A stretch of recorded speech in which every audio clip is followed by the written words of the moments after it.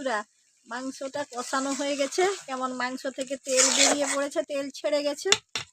আমি একটু মাংসতে পেঁপে দিয়েছি। খাসি মাংস একটু পেঁপে দিলে তাড়াতাড়ি মাংসটা সেদ্ধ হয়ে যায়, একদম নরম হয়ে যায়। আপনারাও পেঁপে দিয়ে দেখবেন। আর মাংসের পেঁপেটা এত সুন্দর লাগে খেতে, একবার টেস্ট করে দেখবেন। এবার একটু ঢাকা দিয়ে দিব, তারপর ঢাকা দেওয়ার পর আজকে একটু কষা কষাই করব। গরম জল একটু দিয়ে তারপর নেড়ে চেড়ে নামিয়ে নিব। এবার ঢাকা দিয়ে দিলাম।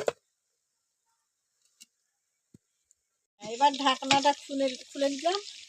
দেখুন বন্ধুরা, কেমন সেদ্ধ হয়েছে, মাংস থেকে কাঁটা ছেড়ে গেছে। দেখুন একটা দেখুন কেমন কাঁটা ছেড়ে গেছে। এরপর একটুখানি জল দিব, গরম জল। একটু কাঁচা জল দিবেন না, একটু গরম জল দিবেন।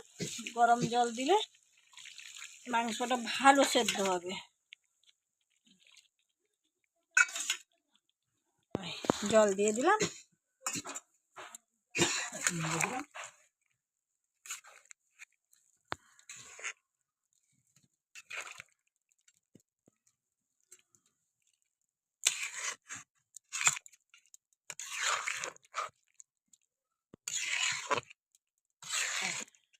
একটু ফুটিয়ে 5 মিনিট ফুটিয়ে এবার নামিয়ে নেব।